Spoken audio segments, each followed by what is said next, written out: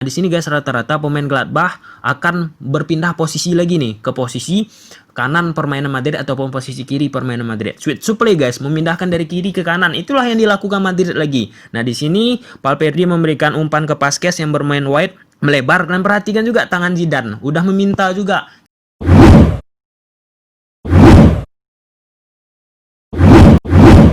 Kaigat ulang coba-coba. Nah teman-teman, kali ini kita bakal membahas dari Champions League, yaitu pertandingan Gladbach menghadapi Real Madrid. Pada pertandingan ini Madrid comeback dari 2-0 2-2, dan ini patut kita apresiasi, dan Zidane juga memberikan apresiasi dan mengatakan bahwa ini karakteristik dari Madrid yang dari tertinggal bisa comeback tetapi belum bisa menang ya.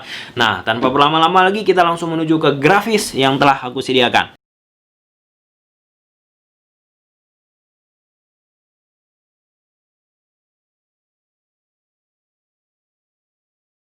Di atas kertas, Gladbach menggunakan pola 4-2-3-1, Madrid tetap 4-3-3 teman-teman. Ketika membuild up serangan Gladbach dari bawah guys, Madrid bakalan langsung menekan Ginter, LVD, Rami, dan Stefan bakalan ditekan langsung oleh pemain Madrid yang maju ke depan. Asensio maju, Vinicius maju, Kroos maju, Casemiro, Valverde teman-teman. Nah, di sini cerdiknya pemain-pemain dari Gladbach teman-teman langsung memberikan bola tersebut ke posisi kanan permainan Madrid atau kiri permainan Gladbach, yang diincar posisi Vázquez yang dalam postur guys lebih tinggi pemain-pemain dari Gladbach, baik itu Thuram, Rami teman-teman. Nah, di sini Sammer langsung memberikan umpan ke sisi kiri. Rata-rata permainan-permainan Gladbach memanfaatkan sisi kanan permainan Madrid ataupun sisi kiri permainan Gladbach itu dari posisi Thuram.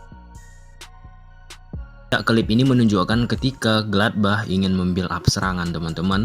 Nah, di sini pemain dari Real Madrid langsung melakukan tekanan terhadap pemain Gladbach. Tetapi cerdiknya Gladbach memanfaatkan sisi lemah dari Vázquez dalam duel udara teman-teman. Ini sasaran dari kiper Gladbach langsung ke posisi kiri permainan Gladbach ataupun posisi kanan Vázquez. Kita lihat teman-teman ya, di sini langsung kiper umpan. Kita lihat. Ya, walaupun gagal, ini masih pertama teman-teman. Nah, dicoba kembali yang kedua kali. Sebenarnya banyak guys klip yang menunjukkan hal serupa, tetapi kan nggak mungkin berulang-ulang aku sampaikan. Tetapi intisari dari hal yang dilakukan oleh Gladbach ini kembali tetap dilakukan umpan ke posisi sebelah kiri guys ya permainan Gladbach ataupun posisi kanan Vázquez, karena pemain-pemain dari Gladbach posturnya tinggi. Nah, di sini dieksploitasi posisi Vázquez yang secara postur tidak begitu tinggi. Kita lihat di umpan lagi guys ke posisi kiri, menang. Oke, di situ berhasil guys yang pertama. Jadi guys, dari statistik sangat jelas guys arah penyerangan dari Gladbach itu sendiri, yaitu dominan banget di posisi sebelah kiri. Posisi sebelah kiri ini ada siapa sih?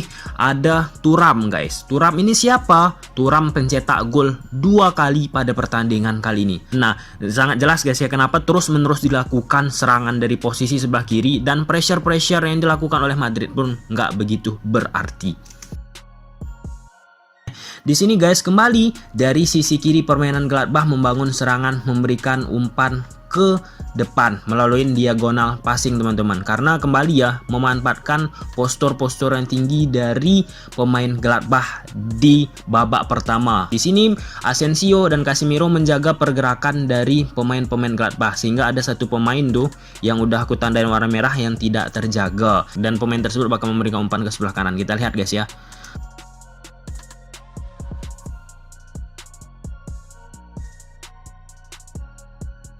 Nah, kembali guys dari sisi kiri melakukan counter attack pemain Gladbach. Nah, siapa pemain sebelah kiri tersebut? Ya, yaitu Thuram.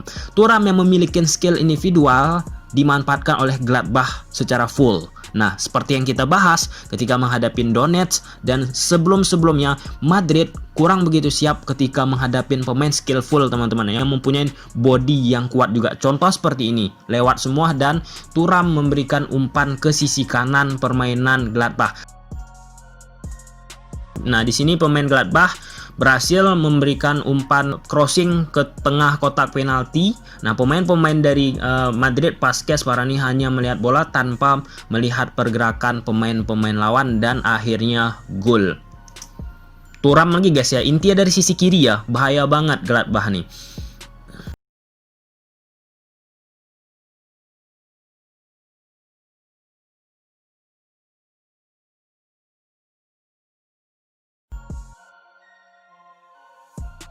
Nah, di sini guys, Kroos berperan sebagai pemain yang sangat vital, yaitu menjemput bola ke bawah, mensirkulasikan baik itu ke kiri, ke kanan. Nah, di sini Mendy guys mendampingin posisi Casemiro. Mendy diletak sedikit merapat ke tengah bersama Casemiro agar pemain-pemain Gladbach fokusnya hanya menjaga Casemiro dan Mendy.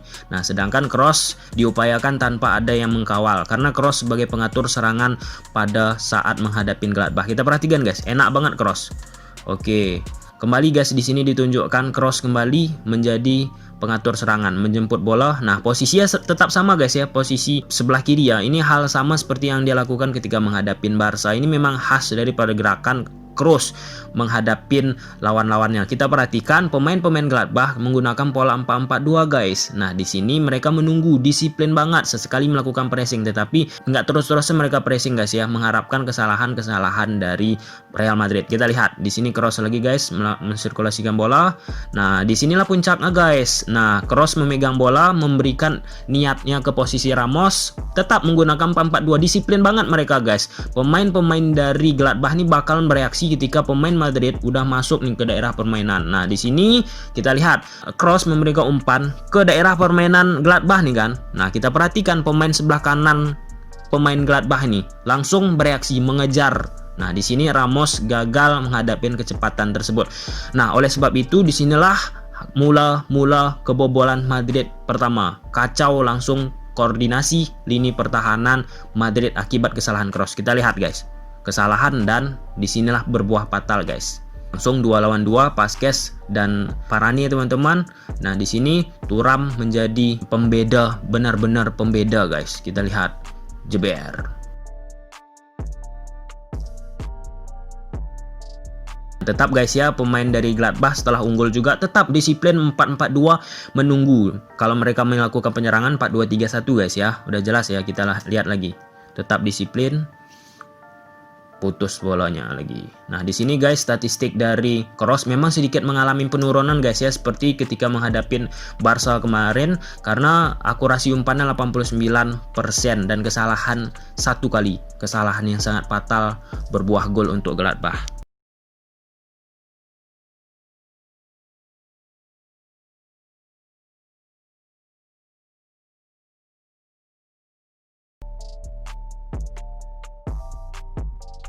Kembali gol dari Real Madrid melakukan switch to play. Kita perhatikan teman-teman, dari posisi kiri permainan Madrid mencoba menarik pemain-pemain Gladbach mengikutin ke posisi kiri permainan Madrid. Nah, di sini kita perhatikan guys, yang udah aku grafis warna kuning tersebut kotak.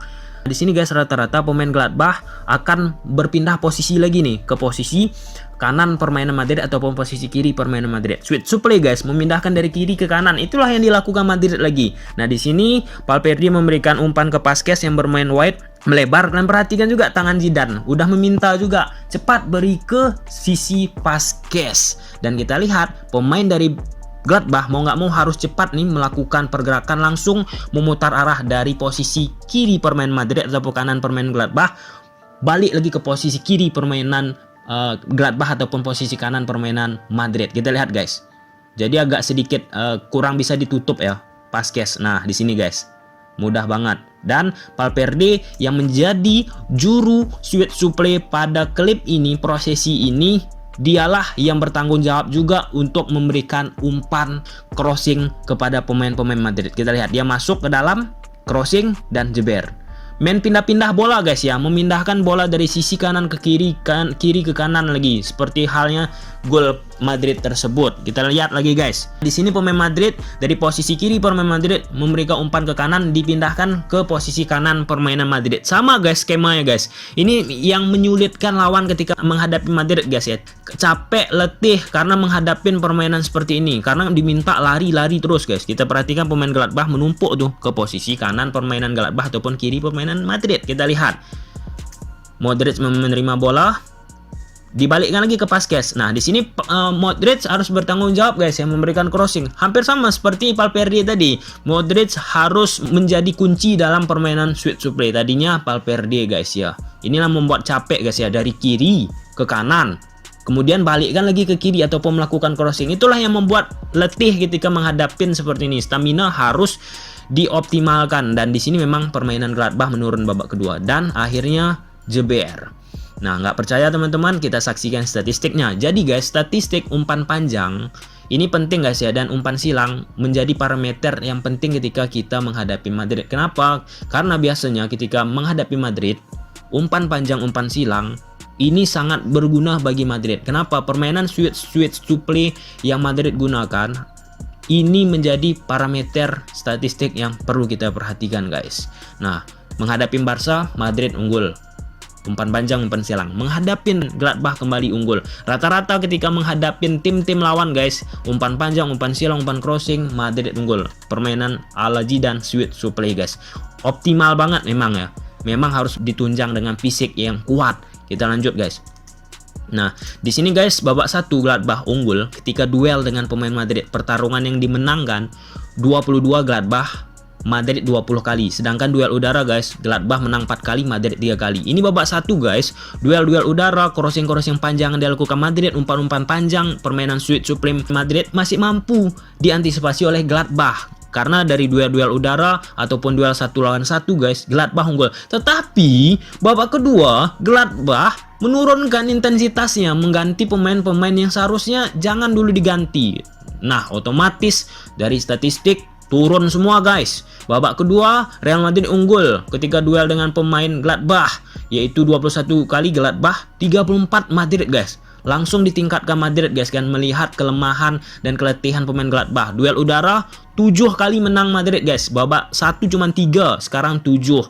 Dan inilah beberapa hal yang membuat Madrid menang di babak kedua, yaitu Gladbach menurunkan intensitas dan mengganti pemain-pemain yang seharusnya tidak perlu cepat-cepat diganti. Kita perhatikan guys. Di sini menunjukkan sesuai yang kita bahas, kembali permainan dari kiri dan kanan dan kiri Madrid bakalan terus sangat-sangat menonjol karena permainan switch to play memindahkan dari kanan ke kiri, kiri ke kanan. Kalau dari tengah tuh guys 24, 26, 23 masih sama tuh guys seperti menghadapi Donetsk. Makanya menghadapi Madrid ini memang harus mempunyai fisik yang kuat guys, karena berlari terus guys. Udah kita kejar ke kiri, diajak lagi lari ke kanan. Udah ke kanan, diajak lagi lari ke kiri. Jadi capek guys.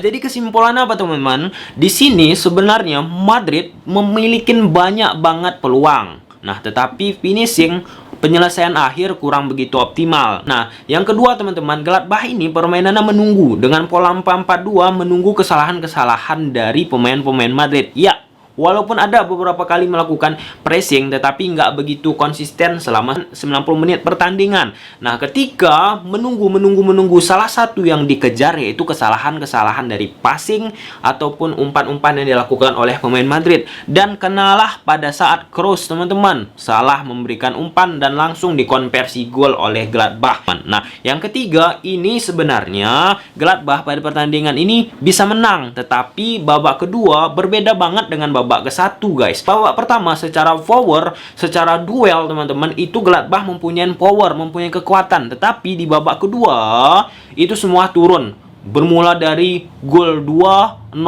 diganti pemain, drop, Gladbach teman-teman ditekan terus oleh Madrid, dan Madrid pun unggul secara permainan dan diputar balikkan oleh Madrid.